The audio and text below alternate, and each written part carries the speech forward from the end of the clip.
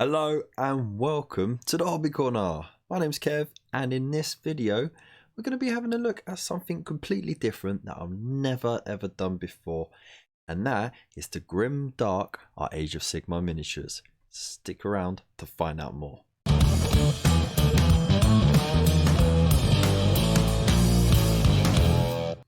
How to Grimdark Age of Sigmar. Now, when Age of Sigmar first came out, it was very shiny, very new. All the big posters and pictures of the Stormcast was bright gold, very shiny, very brand new.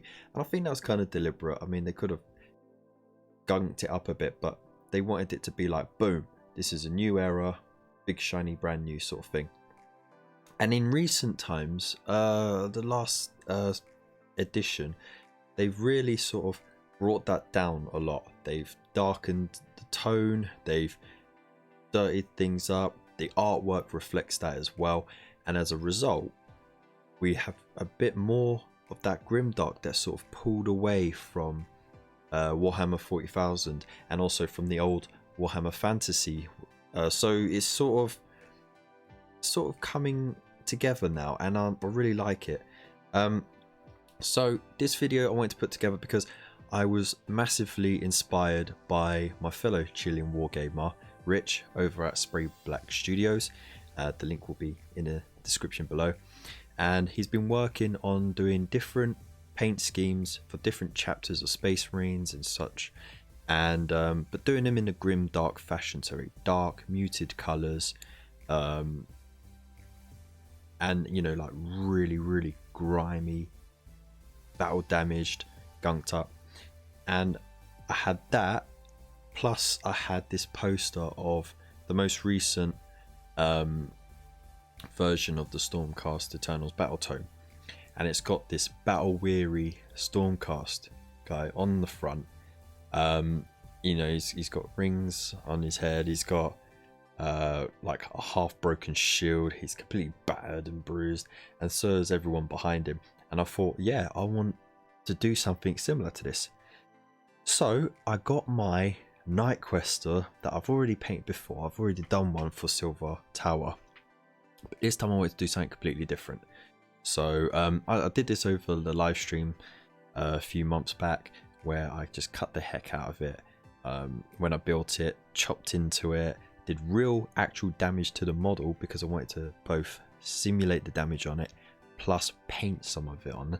And then once I had done all that, sprayed it retributive armor and got going. So first of all, I had to get that model painted, so I went through the basic paint scheme, but I tried to keep things as neutral as possible, because if it's too bright then you can't really bring it down too much without that brightness showing through.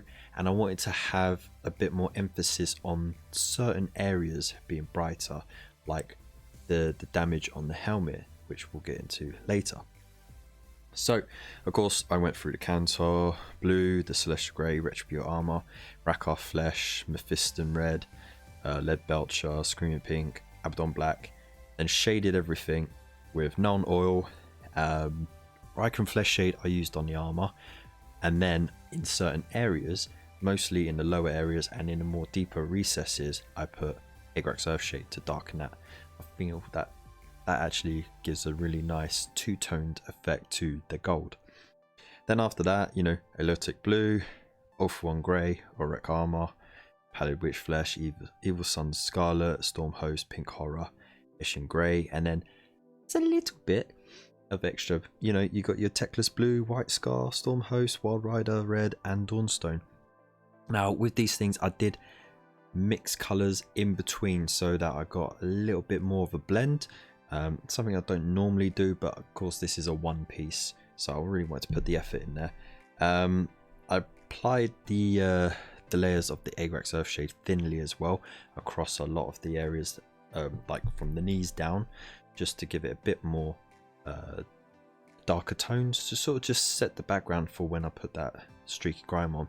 And I did the same with the cloak as well. I layered it with a bit of watered down Agrax and sort of just put more of it further down as I got to the bottom. Then once all that had dried, I did some crisscross highlights as well, because again that sort of simulates some texture and at the same time gives it sort of rough damage sort of look.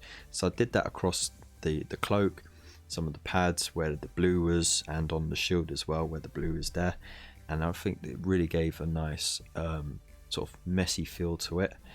And then I went ahead and mixed 50/50 Abaddon Black and Morphine Brown as a super deep dark recess shade. Watered it down of course, but I used it also just to separate any areas where there wasn't like a groove or a definite divide between two colours. It sort of made that divide. Then moving on from that, you know, did scrolls and everything, shaded the other battle damage areas as well, with that mix of Mornfang Brown and Abaddon Black, so you know, it deepens the recesses on those dents and grooves. On the helmet, just to emphasize the damage sort of light leaking from that damage side area, I heavily shaded the other side, so it gave it more of a shadowed look.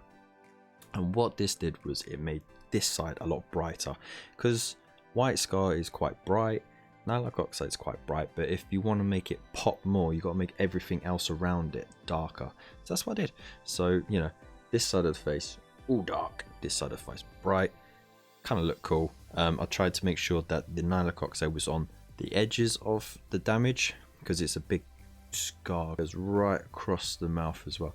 So I got the Nylock Oxide all around, then pin washed the White Scar just in those grooves, just to really make it look brighter on the inside, so it looks like the energy from the Stormcast is bursting out, because of course they're part celestial energy, part flesh, forged into one. So I want to sort of give that sort of sense that it's been reforged a few times, and that energy sort of leaking out of him a bit easier than when he was first reforged. And then of course, you know, the rest of the highlights were all on the top, or on the, you know, the top rims of all the armor, cloak, whatever, and anything that was folded away, hidden away, that was always kept darker just to simulate shadow and light as best I can, because of course I don't really do centerfold highlighting, so that's one thing that I didn't take from the Grimdark videos.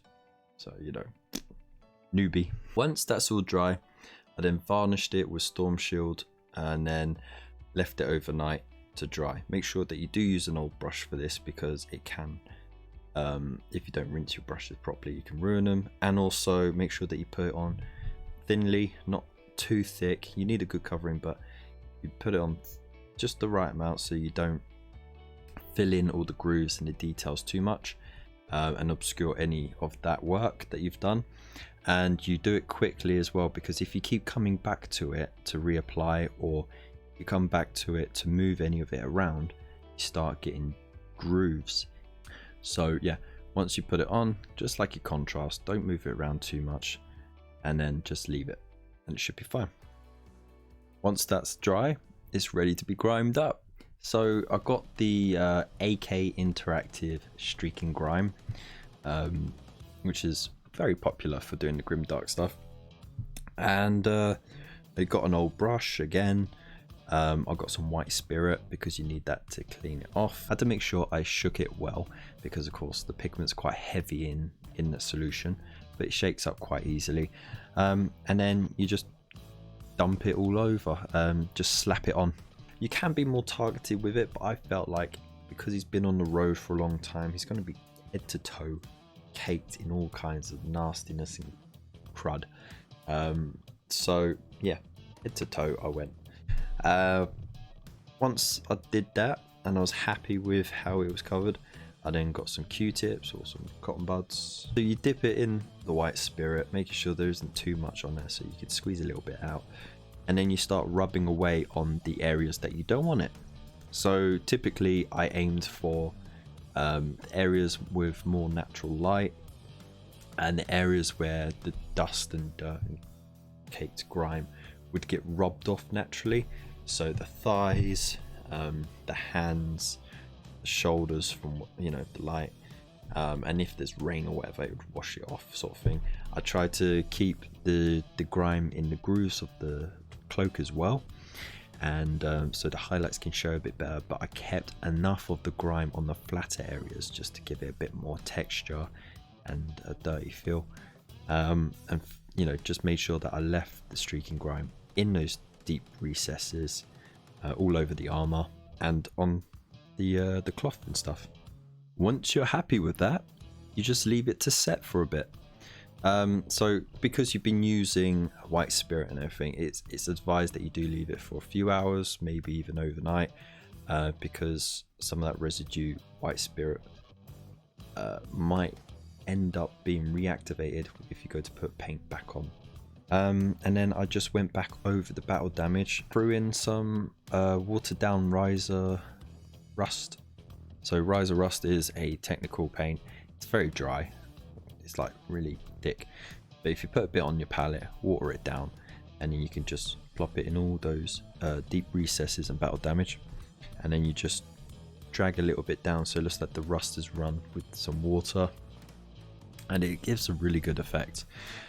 So it really makes it look like he has been on the road and probably been fighting a lot of the forces of Nurgle, which would make perfect sense for how grimy he is and how rusty he's gone. Dabbed all the edges of the battle damage with some Stormed Host Silver just to brighten it up. Re-highlighted some of the blades as well, just because of course where it's more used across the edges, you know, from hacking at things and such, the grime would get worn away a lot more. Did the same thing with the base. I wanted a nice heroic base, so of course I pulled out an old heroic base from the base collection box thing that you can get. It's got like over the top bases on it. It's like got a skull on there and everything, steps, logs, whatever. So painted it up again, keeping the colors dark. Any white areas I stippled various shades of off-white, so you know, you got like a layered patchwork effect of dirty and clean whites. And then again, heavily shaded everything, dry brush where I needed to, and then just added texture, sterling mud, dry brush that, and then streaking grime all over the place, swabbed it, job done. The final little bit that I wanted to add on was some blood effects. So I got myself the blood for the blood god, got loads of that.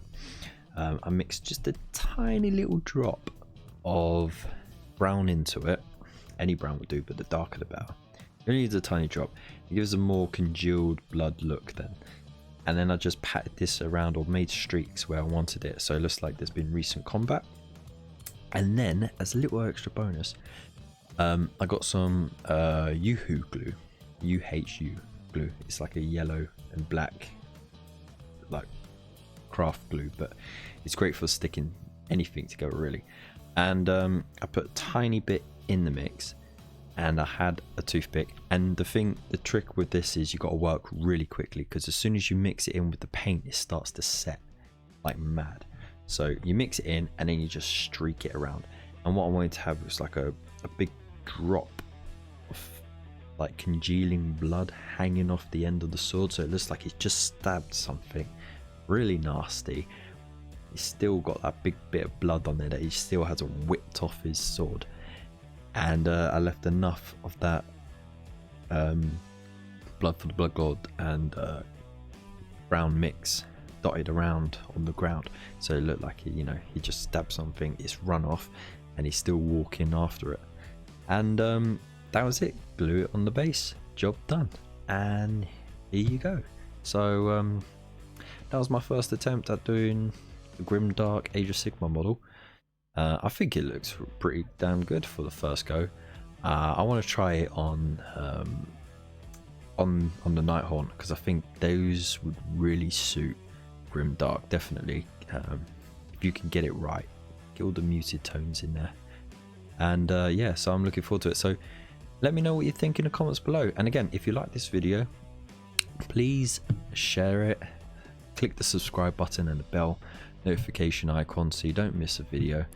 Like the video so you know more people can see it. if you want to support me as well, there are plenty of ways in the links down below, and there's tons of social media links there as well, so have a look there. Loads of great groups on Facebook and stuff, so always worth checking out. Anyway, I'm going to leave it there. Thank you so much for watching, and I'll see you in the next one. Peace. I see all the teddies. Very professional. As us UK people say. UK people? As us Brits say. A Q-tip's a very American thing to say.